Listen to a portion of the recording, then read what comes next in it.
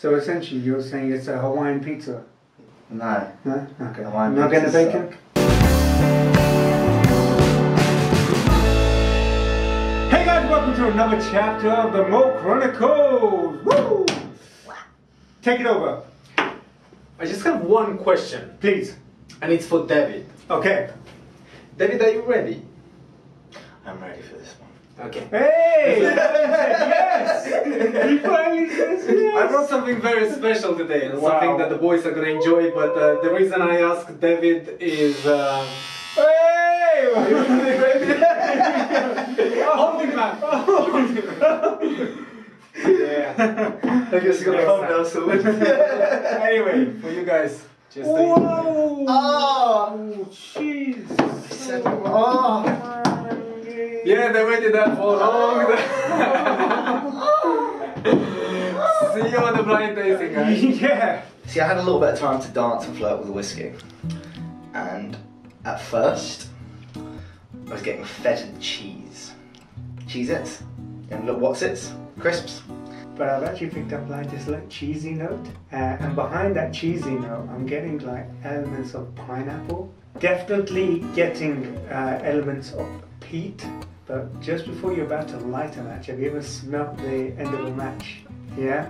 That saltiness and that, yeah, that's what I'm getting when I smell this. I spilled a little on my hands, just a little bit. So I did that, rubbed it together, smelled it, and it brings out this earthy note. It's really interesting. Then when I tasted it, I'm getting these woody characters, I'm getting this slight bitter sort of note to it. Rich taste at first, and it doesn't disappear quickly on the finish. It lingers a little, but something winey has come near this and influenced this spirit that I'm drinking. Potato skin, moss, like A zesty green grapes. This is going to be an interesting finish. 100% cinnamon. There's a nice creaminess to it as well. If I were to pay something for like this, I'm going like 60 plus. very pleasant, and I would happily pay £80 to sit and drink this. If I had to give it a star, I would easily happily give this a nice 4 stars. It's going to do well for me, so this 4-star whiskey, I'm very happy that it's in my glass, and I look forward to drinking it some more. Woo! Hold on, we're allowed to drink this now as well, right? We'll have to drink some more, huh? So you know what? Actually, I'm gonna say I was absolutely impressed by the boys on the blind tasting, as before that, like a year before, when we're nosing different whiskies or rums or cognacs, we're just learning how to nose, how to pick up flavors. Now when I brought this, and they were completely nailing it, like all the stuff they were saying. I've said white grapes, David was saying wines, like all the flavors they picked up are absolutely spot on. Good job, guys. Now I'm just gonna add to the flavors, as this is a Kilchoman Isla whiskey finished in a Sauternes cask.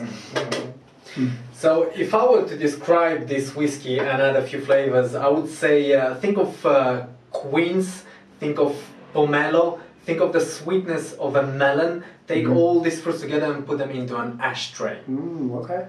So take the sweet French wine cask and bring them to Ireland. Yeah.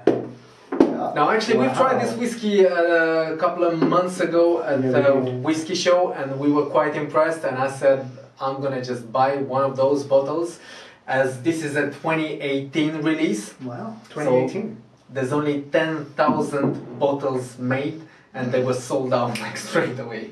Like I was looking online everywhere, sold out, and then I Where'd found you the find website. it?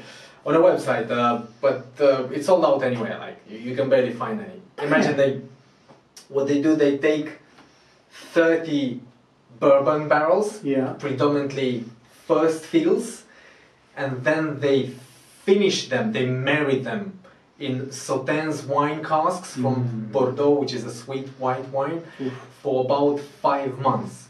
Okay, 5 months. So it's a good finish. Absolutely impressive. Yeah, it's a very impressive. I'm really upset now. You said that you can't get it. I'm like, oh, maybe I want to get a bottle. Yeah, so I think they had the Sauternes cask mature a couple of years ago, and it was very popular. So that's why they stick to the Sauternes. Now this one right here is part of actually 3 range whiskies. There is a port cask matured 2018, and there is a sherry cask matured 2018. Lovely. And there were just, once again, a couple of thousand bottles sold out straight away. Now, Kilchoman. Please. The smallest distillery on Islay, Yep. and opened in 2005, and I think they are the first distillery to open on Islay in 124 years. Now there's another one, Ardnahor, which just opened recently, so they took over of that. But Kilchoman, it's like 10 times smaller than the closest distillery in size there is to it. So this is a farm distillery, single farm distillery. These are new terms.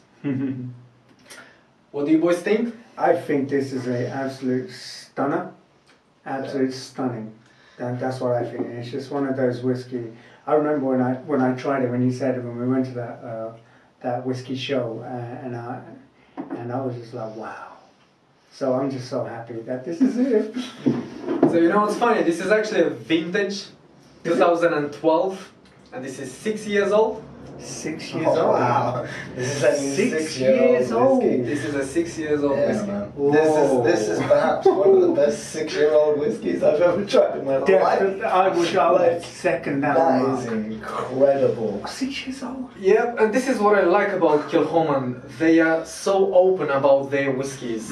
First of all, they always do natural color, and this is, by the way, natural color when they're 6 years old. Beautiful. They do non-chill filtration on the majority of their whiskies, some of them cask strength. An interesting fact about the distillery, which they are very proud of, is on some of the expressions they're using, which they call 100% Islay. So 25% of the barley that they are using for their whiskies is actually coming from the fields around the farm.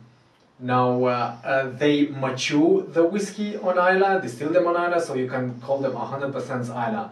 As the big majority of the distilleries, they now have central warehouses on the mainland in Scotland, where they take the whiskies from Islay and mature them mainland, elsewhere. So when you have something like this, you can actually get the classic Islay character. So this is what Islay represents. This is what they're really like. We're Islay. Yeah, we're proud. We do everything on Islay.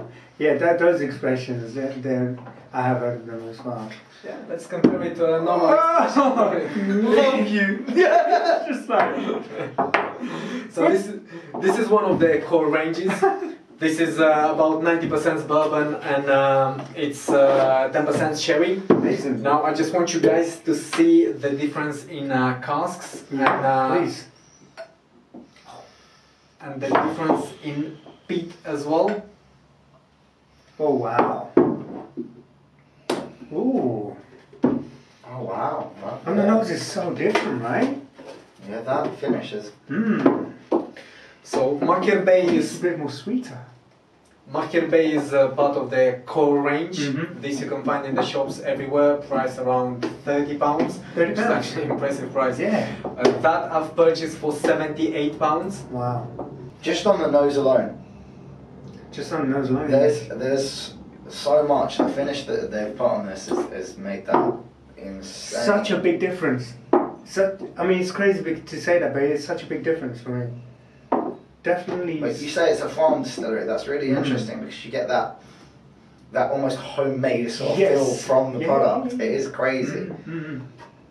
Like you get that fresh smell of like fresh barley. Yeah. Fresh barley. Wow, and the peat on that's much more intense. Once again, I think the wine cask has drawn some of the peat out of that whiskey. Yeah, funny you mentioned the peat. Kilchoman is actually not considered a heavily peated whiskey for the distillery. They use what's called a medium level of peat. Okay. But they take a heavily peated barley from the Port Ellen maltings, and then they marry them together with the medium peated ones, so you'll get something like in between. Okay. You definitely pick up on that bourbon. The sherry's not so much a pound for me. No, not really, no. Yeah?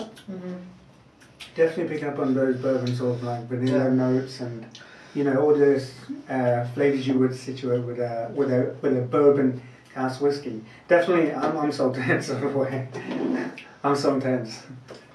You know, I think it's a lot more interesting on the finish as well, a lot more interesting on the palate, the nose. Yeah, so tense for me. I mean, it is decent though. I'm not going to say it's not. It's for £30. 30 Come pounds, on. I think both of the drams are great products. I don't think either of them are anything I'll turn down on any day. But I mean, obviously the Sauternes Cask is superior. But when you consider you're paying more for it, you got to consider £30 for this whiskey. Twice the price. There's no problem with that whiskey. Do you know what? You guys make a fair point there. You make a fair point. Definitely. So here you have to pay a lot for the limited release and not as much as the finish as the limits in 10,000 bottles. You know what I like about Kilchoman? Like, I was trying and comparing it at home with other islands. To me, Kilchoman is a very fruity island. Yeah. So, for example, if I would take an Ardbeg, that would be more like seaweed. Lafroig is going to be more earthy. Lagavulin is going to be more oaky. And this is more into fruits. And when you marry that with an interesting cask, it's just an explosion of exotic fruits.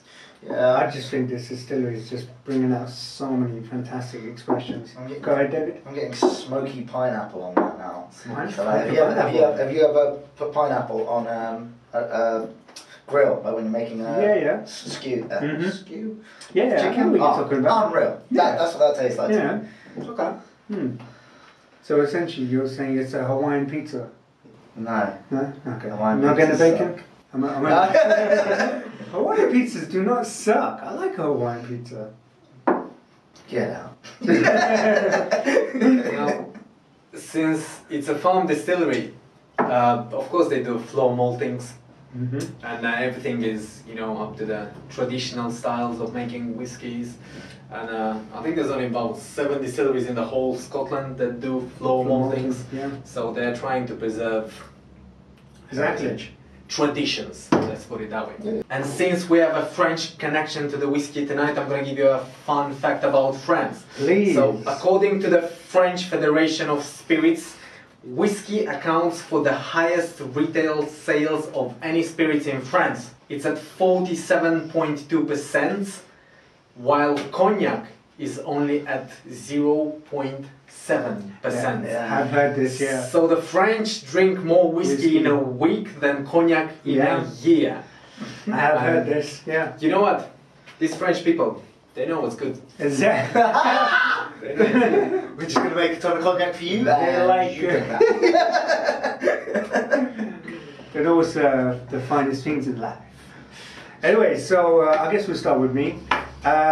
Gorgeous expression. Every note you think of, it really does deliver. That finish delivers. The smoke delivers. So that's why I gave it a solid 89. I guess I'm up. Love this expression. I love it when anyone does something a bit unusual. Sauternes Cask, well done. 91. Nice. Big score for me. Yeah, I'm gonna give it an 89. When I tried this whiskey for the first time, and actually the lady from Kilchoman, she said that 6 years old. I was like, that's impossible. So for 6 years old to achieve that maturation and flavors, wow. It's unreal. It has a lot of potential. Well done, Kilchoman. So, cheers to you guys out there. We're Malt Chronicles and we're out.